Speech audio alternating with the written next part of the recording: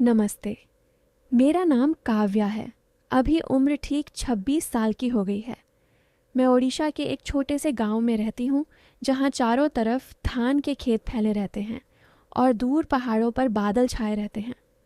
मेरा रंग गेहुआ है, बाल बहुत लंबे और घने, कमर तक लहराते हैं। जब मैं साड़ी पहनकर चलती हूँ तो लोग कहते हैं कि मेरी चाल में कोई पुरानी नायिका वाली बात है। कमर की लचक, कूल्हों की हल्की मटक और आंखों में वो गहराई जो देखने वाले को रोक लेती है। मेरे होंठ हमेशा थोड़े से मुस्कुराते रहते हैं, जैसे कोई राज छुपा हो। गांव के लड़के मर्द अक्सर चुपके चुपके देखते हैं और कुछ तो फुसफुसाते भी हैं। काव्या में तो आग है भाई, देखो कैसे चलती है। लेकिन मैं जानती हूँ कि ये सब बाहर की बात है। अंदर से मैं बहुत साधारण हूँ। बस थोड़ी सी समझ और बहुत सारा धैर्य है मेरे पास। अब मेरी कहानी सुनो। ये कोई जल्दबाजी वाली बात नहीं है। सब कुछ बहुत धीरे धीरे हुआ, जैसे कोई नदी बहती है, कभी तेज कभी बहुत सुस्त। हमारे गांव के ठीक बाहर एक पुराना तालाब है। लोग इसे काला तालाब कहते हैं क्योंकि उसका पानी हमेशा गहरा और थोड़ा काला सा दिखता है, लेकिन सच में वो बहुत साफ है। बस गहराई की वजह से ऐसा लगता है। तालाब के किनारे एक पुराना पीपल का पेड़ है, जिसकी जड़ें जमीन से निकलकर हवा में लटक रही हैं। गांव वाले कहते हैं कि उस पेड़ में कोई पुरखा बसता है। मैं बचपन से वहां जाती रही हूँ। शाम को जब सूरज ढलता है तो मैं अकेले बैठकर पानी में अपनी परछाई देखती हूँ। उसी समय की बात है जब मेरी उम्र 24 की थी। एक शाम मैं वहीं बैठी थी। मैंने नई साड़ी पहनी थी, हल्की नीली, जो मेरे गेहुए रंग पर बहुत झंझती है। साड़ी का पल्लू हवा में उड़ रहा था। मैंने बाल खुले छोड़े थे। तभी एक आदमी आया, लंबा, कंधे चौड़े, शहर वाला लुक। नाम था उसका अर्जुन। वो पास के शहर से आया था। कोई सरकारी काम से गांव में था, लेकिन कह रहा था कि वहां रुकने का मन नहीं कर रहा। वो तालाब के किनारे खड़ा हो गया और मुझे देखने लगा। मैंने नज़रें मिलाईं। वो मुस्कुराया। मैंने भी हल्का सा मुस्कुरा दिया। यहाँ का पानी बहुत गहरा लगता है, उसने कहा। मैंने जवाब दिया, हाँ, लेकिन डरने की बात नहीं। जितना गहरा दिखता है उतना ही शांत भी है। वो हंसा। तुम भी तो ऐसा ही लगती हो, बाहर से शांत, अंदर से पता नहीं। मैं शर्मा गई।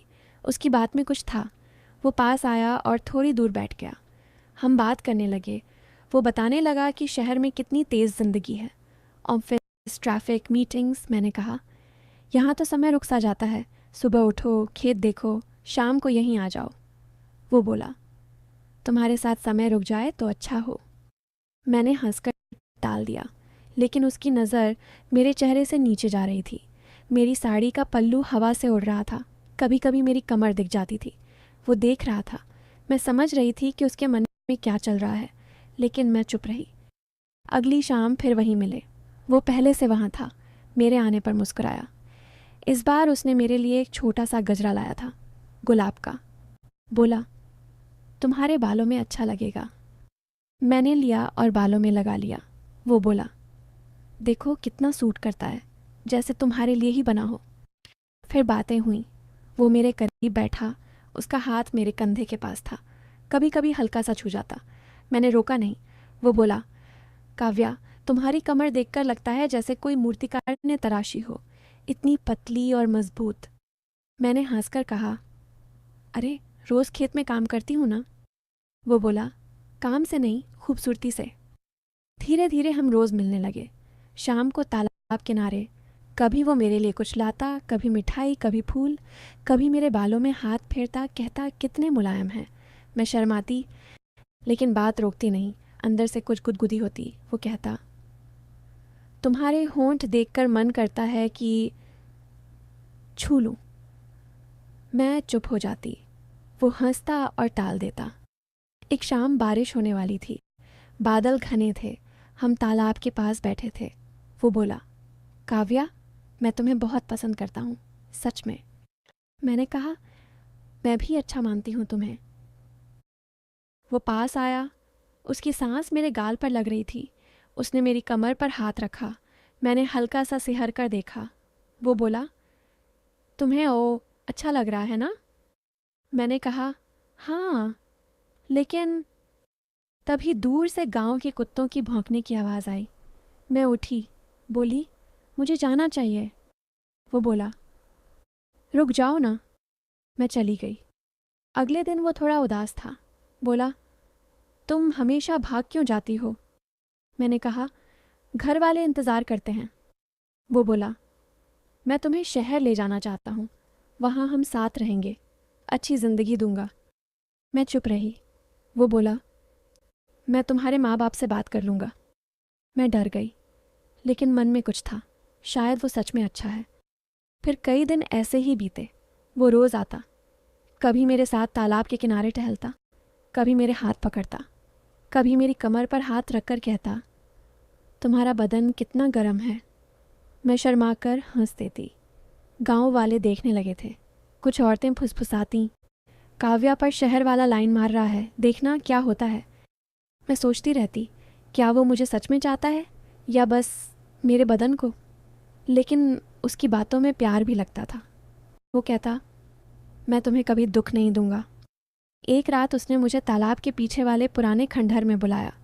वहाँ कोई नहीं आता था। मैं डरते डरते गई। वहाँ छोटी सी लालटेन जल रही थी। वो बोला, आज सिर्फ बात करेंगे, वादा। मैं बैठ गई। वो मेरे बहुत पास बैठा। उसने मेरे हाथ पकड़े। बोला, तुम्हारे हाथ कितने नरम हैं, जैसे रेशम। फिर वो मेरे चेहरे के पास आया। उसकी आंखों में कुछ था। वो बोला, काव्या, मैं तुम्हें पूरा चाहता हूँ, सब कुछ। मैं चुप रही। उसका हाथ मेरी पीठ पर गया। मैंने कहा, अर्जुन जी, रुकिए। वो बोला, क्यों, डर लग रहा है? मैंने कहा, नहीं डर, बस मैं तैयार नहीं हूँ। वो थोड़ा रुका, फिर बोला, ठीक है, मैं इंतज़ार करूँगा, जितना तुम कहो। मैंने सोचा, शायद वो सच में इज्जत करता है। अईब, लेकिन अगले कुछ दिन वो और उतावला हो गया। रोज़ मिलने पर कहता, कब तक इंतज़ार करूँ? मैं कहती, सोच रही हूँ। एक शाम तालाब किनारे वो गुस्से में था। बोला, तुम बस मुझे टाल रही हो, अगर पसंद नहीं तो साफ कह दो। मैंने कहा, पसंद तो है, लेकिन... वो बोला, लेकिन क्या? मैं तुम्हें सब कुछ दूंगा, शहर ले जाऊंगा, अच्छे कपड़े, अच्छा घर, तुम बस हाँ कर दो। मैं चुप रही। वो और पास आया। उसने मुझे अपनी बाहों में खींचने की कोशिश की। मैंने धक्का दिया और भाग गई। अगले दिन वो नहीं आया। मैं इंतज़ार करती रही। 2 दिन, 3 दिन, फिर पता चला कि वो शहर वापस चला गया, बिना कुछ कहे। मैं बहुत रोई। सोचा, शायद वो बस मजाक था, मेरे साथ खेल रहा था। लेकिन एक हफ्ते बाद एक पत्र आया। उसका लिखा था, काव्या, मैं तुमसे सच में प्यार करता था, लेकिन मैं समझ गया कि तुम्हारी शांति मेरे शहर की भागदौड़ में नहीं टिकेगी। मैंने सोचा था कि शायद तुम मेरे साथ आ जाओगी, लेकिन तुम्हारी आंखों में वो गहराई देखी जो मेरे पास नहीं थी। मैं तुम्हारी इज्जत करता हूँ, इसीलिए चला गया। कभी मत सोचना कि मैंने तुम्हें सिर्फ बदन के लिए चाहा। मैंने तुम्हारी आत्मा को चाहा था, लेकिन मैं काबिल नहीं था। मैं पढ़कर रो पड़ी, लेकिन इस बार दुख कम, समझ ज़्यादा थी। फिर समय बीता। मैंने गांव में ही रहना चुना। एक छोटा सा स्कूल शुरू किया। बच्चों को पढ़ाती हूँ। शाम को तालाब किनारे जाती हूँ। अब भी वही पीपल का पेड़ है, अब भी वही शांति है।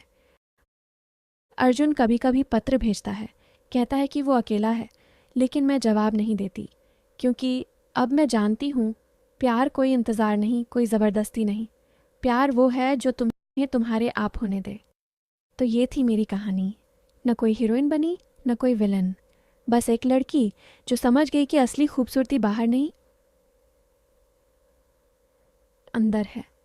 और असली प्यार वो है जो इज्जत से बढ़ता है, न कि छूने से।